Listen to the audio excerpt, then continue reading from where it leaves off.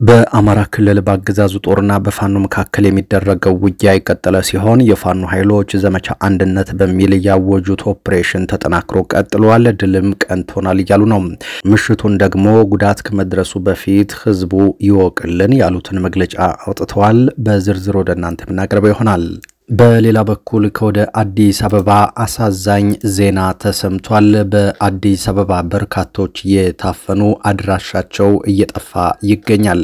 ይህንን በተመለከተም ዝርዝር መረጃ ከወደ 4 ኪሎ ደርሶናል ወደ እናንተ የምናቀርበው ይሆናል። ሰላም ጤና ይስጥልን። በመላው ዓለም ክፍል ሆናችሁ ዝግጅታችንን የምትከታተሉ ክቡራትና ክቡራን የኢትዮስ ሚዲያ ቤተሰቦች እንደምን ቆያችሁ? እነሆ ከተለያዩ ታማኝ መረጃ ምንጮች የደረሱንን አሁናዊ መረጃዎች ይዘን ቀርበናል። ለቻናላችን አዲስ ሆናችሁ ካላችሁ ሰብስክራይብ አድርጉ፣ ቪዲዮውንም ላይክ እና ሼር በማድረግ እንድትጀምሩ በትህትና እንጠይቃለን። በቀጥታ ወደ መረጃዎቹ አለፍን። እስከ መጨረሻው ተከታተሉን። በአማራ ክልል በቀጠለው ጦርነት የፋኖ ኃይሎች ባገዛዙ ወታደራዊ አዛዥና ባለስልጣናት ላይ እርምጃ ወስደናል አሉ። አገዛዙ በበኩሉ ዛሬም በተለያዩ አካባቢዎች የተጠናከረ የድሮን አሰሳ እያደረገ ይገኛል።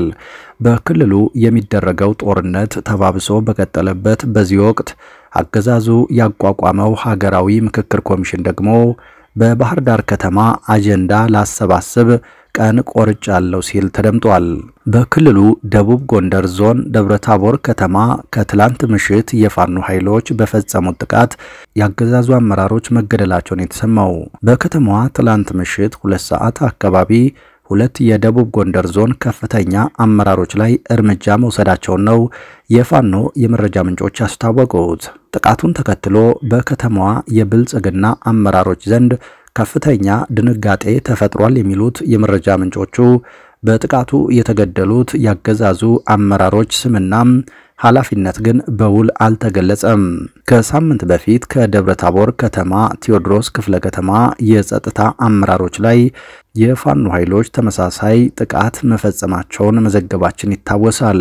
በተያያዘም በጎጃም ቀጠና ባገዛዙ ጦርና በፋኖ ኃይሎች መካከል በቀጠለው ውጊያም በትናንትናው ዕለት በዳንግላ ከተማ ዙሪያ በተደረገ ከባድ ውጊያ የጦር አዛዡን ጨምሮ በርካታ ያገዛዙ ወታደሮች መገደላቸውን የፋኖ ኃይሎች አስታውቀዋል።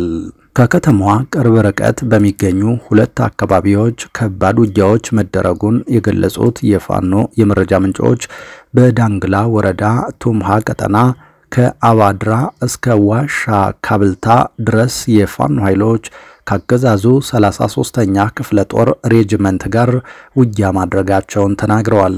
በዚህም የ23ኛ ክፍለ ጦር ከፍተኛ ወታደራዊ አዛዥ በፋኖ በተፈጸመ ጥቃት ተገድሏል ብለዋል። ከፍተኛ ሰብአዊና ቁሳዊ ጉዳት ያስከተለውን ውጊያ ተከትሎም ያገዛዙ ጦር ከቱምሃ ቀጠና ለቆ መውጣትና መሸሹ ታውቋል። ከወደ አዲስ አበባ አሳዛኝም አስደንጋጭም ጉዳይ ተሰምቷል።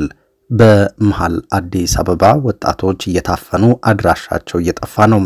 በአዲስ አበባ ተወልደው ያደጉና የነቁ የሚባሉ የከተማዋ ወጣቶች ቀይ ቦኔት ባደረጉ ያገዛዙ የሪፐብሊካን ጋርድ አባላትና የደህንነት አባላቶች ታፍነው እየተወሰዱ አድራሻቸው እየጠፋ ነው ተብሏል። ከአዲስ አበባ የደረሰን መረጃ እንደሚያሳየው ታፍነው ከተወሰዱ ከ15 ቀናት በላይ ያስቆጠሩ ወጣቶች እንዳሉም ነው የሚያሳየው። አፈና ከተፈጸመባቸው ቀን አንስቶ እስካሁን ፍርድ ቤት እንዳልቀረቡና የት እንዳደረጓቸውም አይታወቅም ነው የተባለው። ያገዛዙ ታማኝ አገልጋይ የሆነው ፌደራል ፖሊስ ባለፉት ቀናቶች በአዲስ አበባ ውስጥ በተለያዩ ቦታዎች የከተማዋ ተወላጅ የሆኑ ወጣቶችን በማፈን እየሰወረ ያሉበትን ቤተሰብ እንዳያውቅ እያደረገ እንደሚገኝ ቤተሰቦቻቸው ገልጸዋል። አሁን ባለው መረጃ እነኚህ የታፈኑ የአዲስ አበባ ወጣቶች ከፍተኛ ድብደባ እየተፈጸመባቸው ለእንግልትና ለስቃይ እየተዳረጉ እንደሆነ ከውስጥ የሚወጡ መረጃዎች ያመለክታሉ። አሁን ላይ አፍኖ መሰወርና ደብዛን ማጥፋት በአዲስ አበባና በክልሎች እየተለመደ የመጣ እጅግ አሳሳቢ ነገር ሆኗል። መንግስት ከሚታወቀው ህጋዊ የጸጥታና የደህንነት መዋቅሩ ውጪ ዜጎችን አፍኖ ወደማይታወቅ ቦታ በመሰወር ያካልና የስነልቦና ጥቃት እያደረሰባቸው ይገኛል ብለዋል ምንጮች። አስገድዶ መሰወሩ በዚሁ ከቀጠለ ማንነታቸው በማይታወቁ አፋኞች ንቃት ያላቸውን የአዲስ አበባ ከተማ ነዋሪዎችና ሌሎች የሀገሪቱን ዜጎች ደብዛቸውን እስከ ማጥፋት ሊደርስ ይችላል የተባለው። በሌላ በኩል የአማራ ፋኖ በሸዋ ከሰም ክፍለ ጦር አስቸኳይ የተባለ መግለጫን ሰጥቷል። በመግለጫውም በምንጃር ሸንኮራ ወረዳ አረርቲ ከተማ ነዋሪ ማህበረሰብ ላይ አገዛዙ ቁማር ሊጫወት መሆኑን የውስጥ መረጃዎች ደርሰውናል ብሏል። በዚህም በከተማው ላይ የፋኖን የሽምቅ ምት መቋቋም ሲያቅተው አገዛዙ ከተማውን ላለፉት 18 ወራት በአስቸኳይ ጊዜ አዋጅ ስር በማድረግ ከምሽቱ 1 ሰዓት በኋላ ማንኛውም ግለሰብ መንቀሳቀስ እንደማይችል እየታወቀ አሁን ላይ ግን ህዝቡን በምሽት ሮንድ ጥበቃ ውጡ በሚል ሰበብ በምሽት ለማስወጣትና ለመረሸን እንዲሁም ፋኖ መታቸው የሚል የከሰረ የፖለቲካ ትርፍ ለማግኘት መወሰኑን ደርሰንበታል ብሏል። በመሆኑም ይላል መግለጫው በከሰረ ስርዓት ቁማር ተጎጂ እንዳትሆኑ የራሳችሁን ጥንቃቄ እንድታደርጉ የአማራ ፋኖ በሸዋ ከሰም ክፍለ ጦር ነበልባል ብርጌድ ማሳሰብ ይወዳል ብሏል።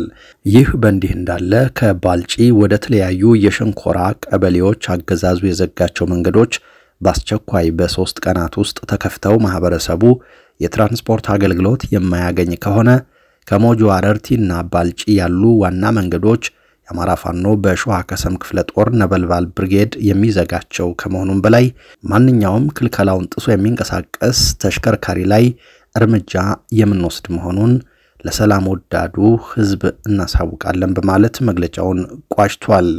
አቶ ጌታቸው ረዳ የሰጡት አስተያየት እያነጋገረ ይገኛል።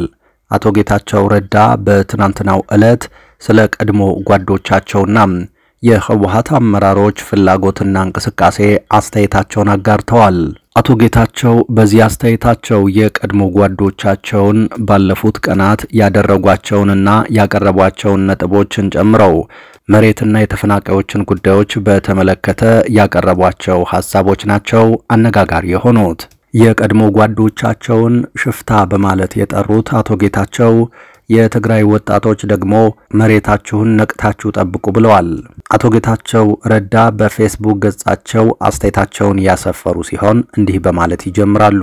ባለፉት 20 ቀናት በትግራይ የሚታየው የፖለቲካ ትርምስ ስልጣን ወይም የሞት ሽረት ተብሎ የተነሳ ኋላ ቀር ቡድን ላለፉት 2 ዓመታት የተበተበውን ሴራ የመጨረሻው ምዕራፍ ላይ መድረሱን ያመለክታል ይላሉ አቶ ጌታቸው። ጨምረውም ሕግና ስርዓት ያስከብራሉ ተብለው ተስፋ የተጣለባቸው አንዳንድ የተሻለ ታሪክ የነበራቸው ዝነኛ ሰዎች ሳይቀሩ የስርዓቱ ጭቃ ውስጥ ገብተው የሚያቦኩበት ከፍታ ላይ ናቸው ብለዋል። በዚህም ከማህተም መልቀም ዘመቻ በኋላ የመንግስት መስሪያ ቤቶችን በጉልበት የተቆጣጠረ ኃይል ብለው የጠሩትን ኃይል እስካሁን ያከናወናቸው ነገሮች 2 ብቻ ናቸው ይላሉ አቶ ጌታቸው። በመጀመሪያ ተቆጣጣሪያቸዋለሁ የሚላቸው ዋና ከተሞች ደጋፊዎች ለሚላቸው መሬት ማከፋፈልና ለገቢ ምንጭ ሽያጭ የሚውል ሰፋፊ መሬትን መውረር ነው በማለት ይጠቅሳሉ። በተጨማሪም ዋነኛ ትኩረቱ በመቀሌ አንድነት፣ በሽሬ ወይም በታችራሮ፣ በአክሱምና በማይጨው እንዲሁም በአዲግራትና አካባቢው ተጀምሮ ከወልቃይት በቀር በሌሎች የክልሉ አካባቢዎች የመሬት ማደሉ ሥራ ቀጥሏል ብለዋል። ያገኘውን መሬት ለመከፋፈልና ለመሸጥ እንጂ የጠፋውን ለመመለስ ምንም ፍላጎት ወይም የተነሳሽነት ስሜት የለውም በማለት የከሰሱት የቀድሞ ጓዶቻቸውን አሁን ላይ ተፈናቃዮች ወደ ነበሩበት ለመመለስና የትግራይ ሉዓላዊ መሬትን ለማስመለስ ከመፈከር ያለፈ ጥያቄ እንኳን ሲያቀርቡ አልታየም። ስለሆነም መላው የትግራይ ወጣቶች መሬታቸውን ከሽፍቶች ጠብቁ በማለት ጽፈዋል አቶ ጌታቸው ረዳም። ጨምረውም በማህተም ቀሚዎች የተወሰኑ ውሳኔዎችን ህጋዊ ተቀባይነትና ተፈጻሚነት እንዳይኖራቸው በመገንዘብ በመሬት ወረራ እንድትሳተፉ በመጋበዝ ላይ የምትገኙ ባለሀብቶች ንብረታችሁ ቁም ነገር ላይ መዋሉን አረጋግጡ በማለትም ምክር ቢጤ ሰጥተዋል። ሁለተኛ የሚሉት የዚህ ኋላ ቀር ቡድን በማለት የጠሩት ኃይል አዲስ አበባ እየተመላለሰ ስልጣን ይገባኛል አጽድቁልኝ እያለ ደጅ መጥናት ነው ይላሉ።